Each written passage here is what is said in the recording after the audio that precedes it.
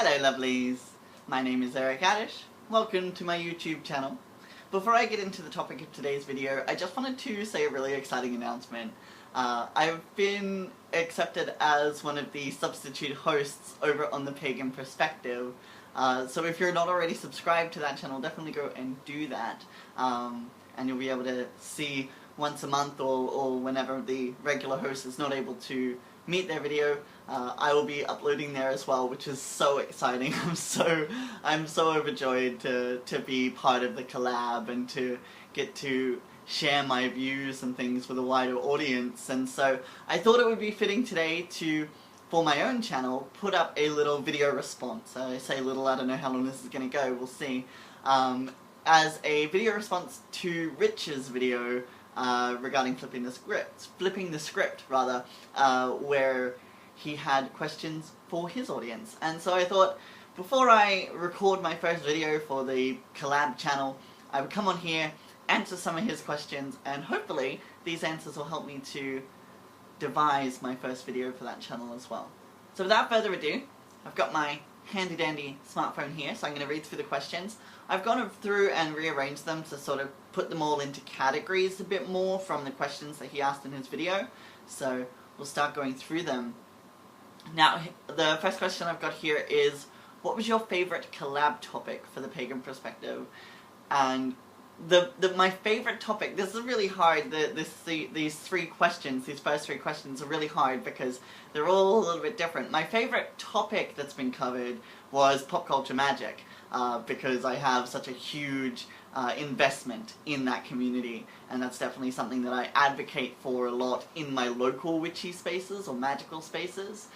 So pop culture magic, that whole conversation was definitely my favourite topic, but my favourite video, and the host who did that video, was definitely Kara's video on Satanism, because she's got the Care Bear rug overthrow thing in the background, and it was just really funny, and I really enjoyed listening to her. And I'm a huge fan of Satanism. I think it's really great. It's not something I practice, but I think there's a lot of worth in it, so I really enjoyed that topic and the way she talked about it, and I just thought the whole Care Bear thing was really fun, and every time I see the thumbnail recommended to me, I always get a bit of a giggle, so it's definitely one that I like going back to. The next questions are, how long have you been watching and how often do you watch? I don't watch as often as I'd like. I typically catch the Monday video to figure out what the topic is, and then that will help me decide if I do want to watch the rest of the videos for that week, if it's a topic that really interests me. But because there's so much content on YouTube being uploaded all the time, and especially now that I've started my own business, I don't really have the time that I used to sink into watching videos and things, which is a shame, but, you know, we've got to make these kind of sacrifices, I guess. So I've been watching pretty much religiously, like, you know, subscribed and, you know, watching the videos regularly ever since Brendan joined the collab. So I think that was a couple of years ago now. So that was sort of when I became a little bit more invested in the channel, because I knew him personally, and wanted to hear his thoughts, you know, being what I saw as, you know, representative of Australian paganism. So that was you know, a reason for me to become more invested and start watching more regularly and get to know the characters of the people who are on the channel, which was has been really cool to get a glimpse into other people's ideas and beliefs about paganism and magic and things like that. So definitely really cool. Are you on YouTube? Yes, I am on YouTube, and I have been since around March, I think, of last year, so almost 12 months. So that's been really exciting. What do I talk about on my YouTube?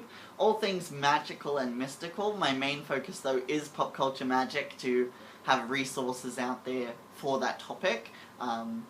Because, as I say, it's something that I advocate really strongly, and something I'm a huge believer in, so definitely a large focus of my videos has been my thoughts about pop culture magic, how I think it works, how I think it can fit into the different models of magic, the psychological model, the spirit model, all these different ways that we view the universe, how they're still relevant when we're talking about pop culture magic and its authenticity. So I feel like that's my main focus on my YouTube channel is pop culture magic, but I've definitely led into other things as well.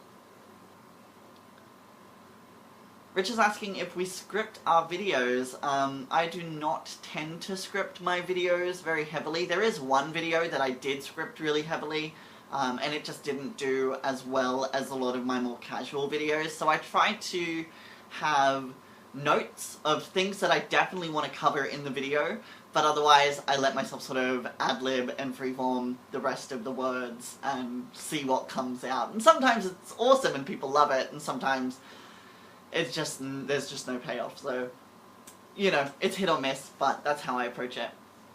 Do you make random vlogs? I have started making random vlogs under my A Wizard Wonders videos, where I just talk about things that are going on, and what I'm experiencing, what I'm thinking, and things that don't necessarily have an end to their story, and may not have an end to their story.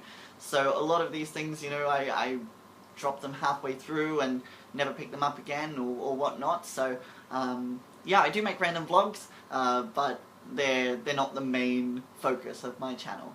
The next section of questions I've got are regarding my personal practice that Rich has put forward to us. So, what is your practice? Now, that's a really hard question to answer.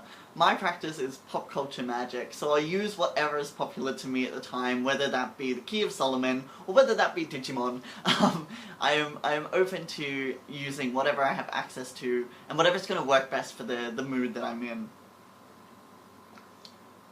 Is there anything specific that sets your practice apart from everyone else? I mean, my first answer is, like, yeah, the pop culture magic stuff, but honestly there are a lot of people that do that now, and it's becoming more and more popular and prevalent as the internet grows, right, and that becomes our main source of finding information. So I think that that is becoming more popular all the time, but I don't think it's, you know, common. So I definitely say that that is one thing that sets me apart, is the fact that I work with pop culture spirits and pop culture ideas within my magical work. One of my videos, the Words, Gestures, and Components video, the Elements of Spellcasting I think I called it, that video was actually inspired by the Dungeons & Dragons player handbook, right, where it talks about how magic works. And so that was really interesting, you know, is getting this idea that all spells are made up of words, gestures, and components, and then being able to use those as a toolkit to analyze other spells historically, culturally, whatever the case may be, looking at it through that lens, to be able to break it down into those three moving parts. And that's been really helpful to me, really interesting. So, you know, there are definitely things that set me apart, but I don't think they're as radical as they might seem at first glance, because there's definitely other people doing them. But of course I am in the process of constructing my own magic system, which I haven't actually talked about on this channel yet. It's only something that I've really been keeping close to my chest, but I'm working on a unique magic system at the moment, which I think will ultimately, yes, set me apart. But for right now, the main thing that makes me different is the pop culture magic stuff. Are you solitary or in a coven? Yes. So I am solitary. I do most of my professional work solitary on my own. When I'm making products and things like that, you know, my Key of Solomon, my Solomonic practice is definitely solitary. But I do tend to spend a lot of time in witchy spaces, and although it's not technically a coven, there is a group that I go to every Monday night, and I've been doing that for a few months now, and I'm getting to be really close to a lot of the people there. I've made wands for a few of them, which has been an absolute blessing. I'm going to be teaching workshops there as well soon, so I do have this close-knit group that I do partake in weekly, but it is not a structured coven, so to speak. In saying that, I have been in covens in the past, you know, eclectic style covens, and also a Seax Wicca coven that I led for about 3 years. So I have had coven practice and coven experience, which is a totally different dynamic, having people in your circle, but I tend these days to avoid that kind of structured coven environment, just because I have this axiom I say where I want a circle of people, but I don't want people in my circle. So that's sort of been my approach to groups and things.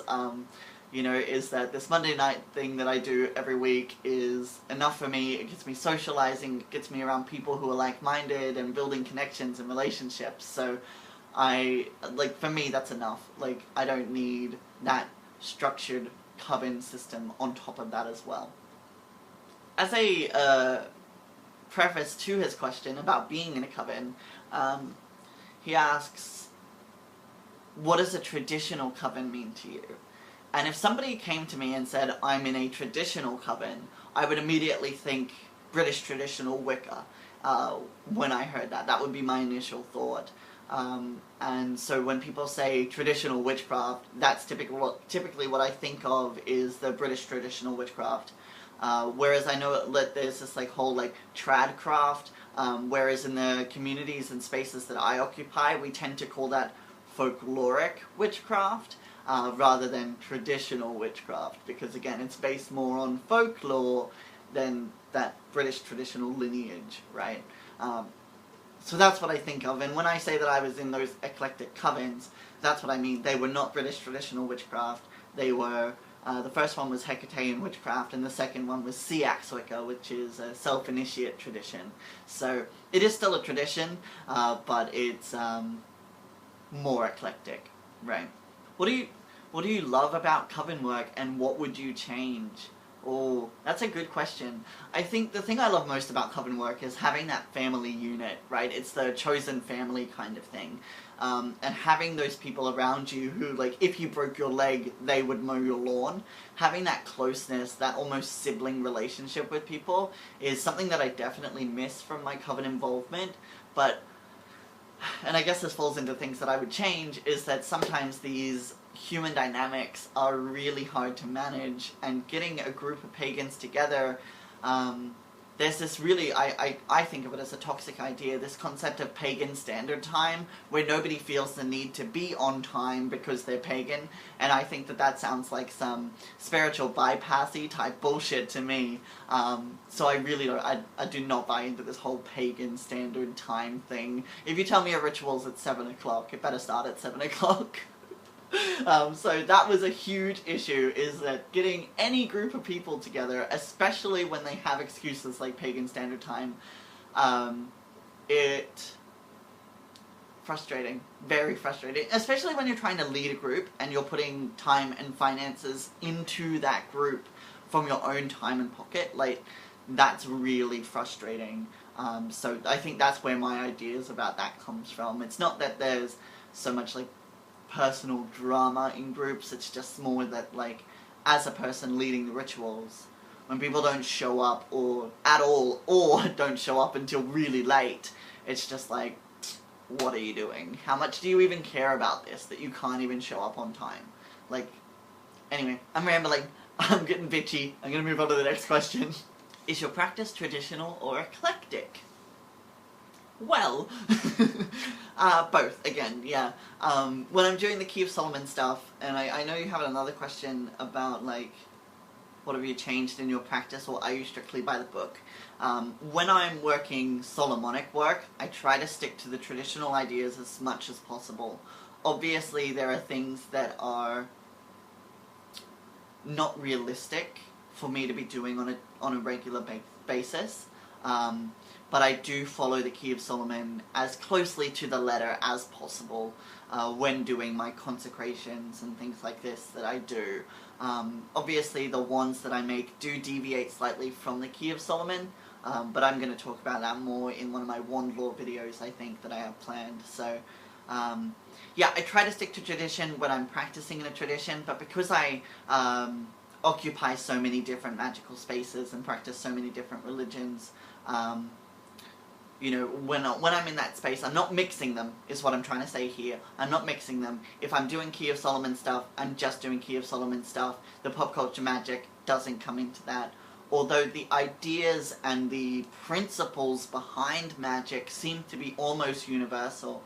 And so, like, it was like I was saying with those words, gestures, components, right? Like, if I need to write a pop culture magic spell, I'm going to be thinking about what words and gestures and components to use, and those correspondences might come from influence from other traditions, like using, you know, blue for money because it's Jupiter. You know, if I'm doing a pop culture magic spell, I might still include that influence there, but it's not a matter of mixing the Key of Solomon's rituals with Wicca rituals, or summoning voodoo gods into a Wicca circle. Like, I don't do that kind of thing, but I do occupy different spaces. So I am eclectic, but my practice is traditional, if that makes sense. What have you changed in your practice? So I guess this is sort of similar. I think the main things that have changed in my practice, though, are actually internal things. It's the way I think about magic and the way I think about spirits that changes. I tend to have this, like, shift, pendulum between the psychological and the spirit model. And so I sometimes, like, fall more into one category than the other, and that's something that does perpetually shift. If you ask me today, I'd tell you that I'm in the psychological model, but if you watch my videos from 12 months ago, it's pretty clear that I was in the spirit model at that time. So that's the biggest thing that changes, and changes frequently based on the experiences that I'm having. And if things feel like it's more like something's going on inside my head, I tend to sit in that more. But if it seems like there's something external going on, then I acknowledge it as such. So I'm a big ball of contradiction in that way, but it's definitely something that changes and has changed in my practice quite a bit. When I first started, I was taught in the psychological model, and then eventually came to a spirit model through practice and research, but then have now shifted back again. So it's very interesting, very interesting. Do you forego books? No chance, no way. For me, having a historical basis for my practice is really important. I think as well, because I'm a pop culture magician, being able to draw analogues between what I'm doing in pop culture magic and what has been done historically gives me the language to validate my practice where necessary. Because I'm not so naive to think I talk to Digimon doesn't sound like a crazy statement, but I do have the knowledge and understanding to point to other magical systems where familiar spirits, fairy brides, these historical things based on those mythological kind of entities can be drawn as parallels, or to give examples of ways that this has been done historically to further validate my contemporary ideas of mythology and practice. So I don't forego books, and I think that's really dangerous, you know, especially now we're seeing this entire generation of people who have learned witchcraft through memes. They've never read a book, they've just learned their witchcraft from Tumblr or from Instagram, and that makes me sad, because there's so much information out there that's really useful and helpful, but people just aren't reading them anymore. Or I should say, this newer generation is not reading them anymore.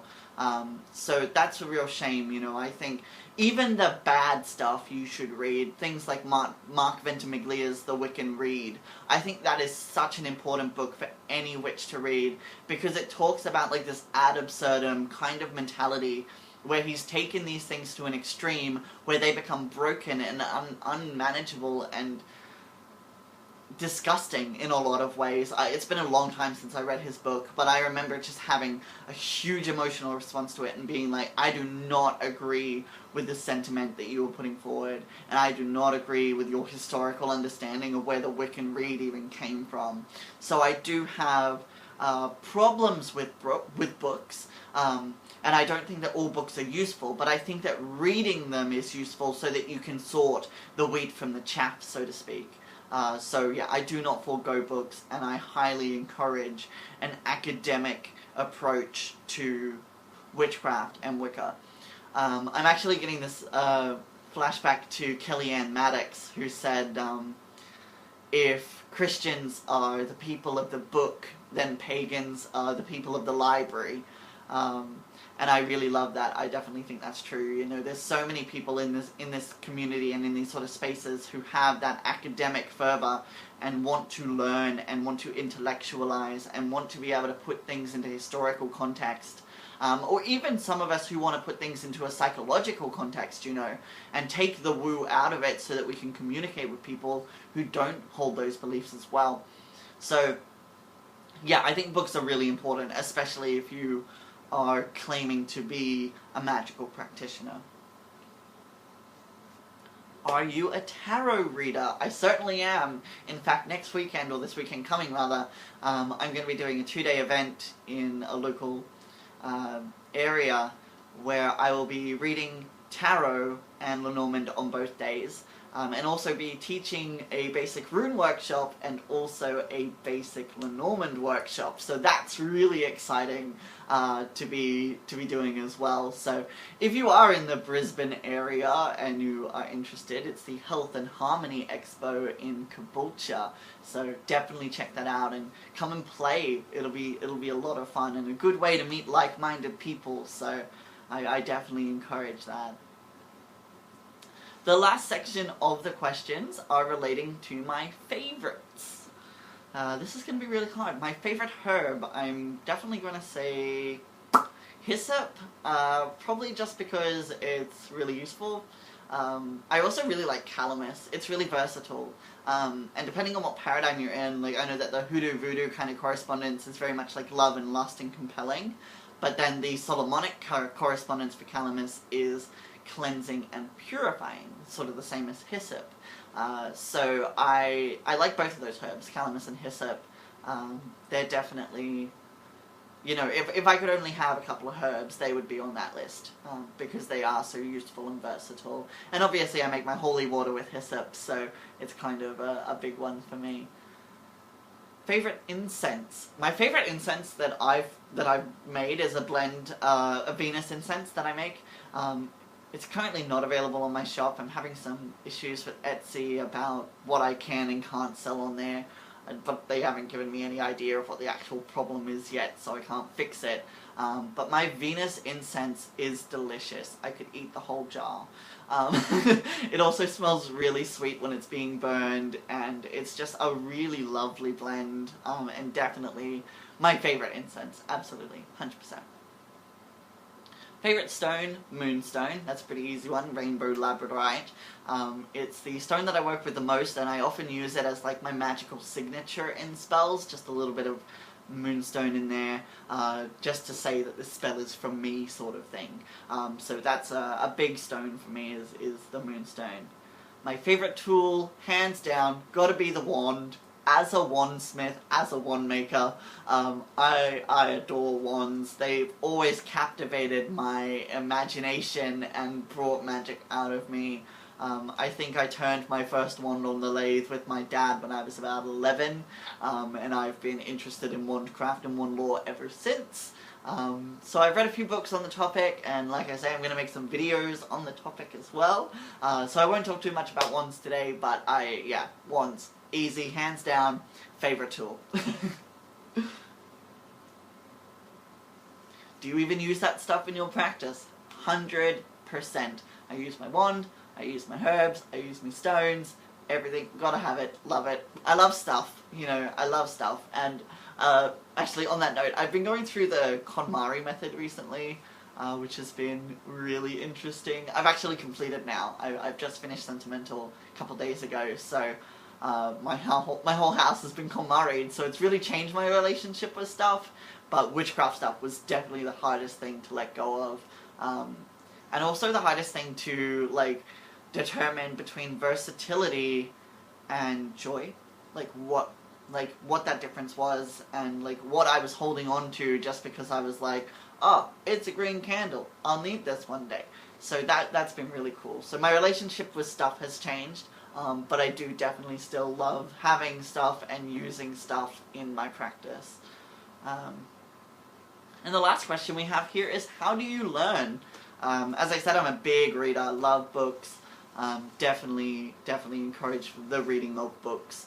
So that is the main way that I learn, but I am also really into YouTube and podcasts and stuff that I can just listen to while I'm cleaning the house or whatever, and absorbing information that way. I think a lot of the Solomonic information that I know has been absorbed by osmosis through that way, just like spending time listening to Solomonic magicians talk on things like Glitch Bottle and whatnot, and just like, yeah, taking Aaron Leach's Solomonic 101 course. I'm an original alumni of that course, so, you know, hearing him speak about stuff as well was really interesting through that video format.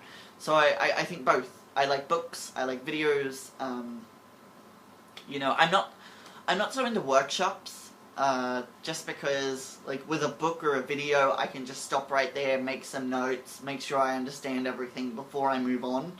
I go to workshops, definitely, but they don't seem to, like, yield the same results, if you know what I mean. They don't have quite as much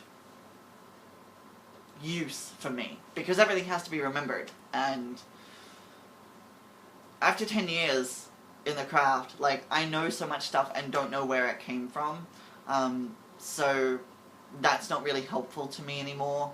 A lot of stuff that I'm doing now, I need to be able to say where my ideas are coming from. I need to be able to justify what I'm actually saying and making claims about, and have some sort of basis behind the things that I'm saying and things that I'm teaching.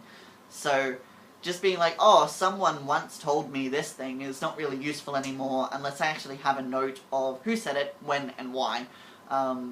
So that's something that, yeah, is interesting in the way that I learn, and something that I've had to come to terms with. But I do still go to workshops and stuff just to be in the community, support other magicians, all that sort of thing, you know. So I definitely still go to workshops. I went to Gordon White's workshop just recently. He did here in Brisbane, and that was an absolute joy. I ended up seeing him, like getting to talk to him and have him sign my book, and it was a really great day. It was really good. It was the day after my birthday too, so it was yeah, really, really good and really fun, and I really enjoyed doing that. But that's all of Rich's questions answered, and I can see this has taken a little while, so I'll see how much I can cut this down to make it a bit more consumable. But anyway, I hope that this has been interesting, or at the very least entertaining, and I hope that you all are well. Mwah.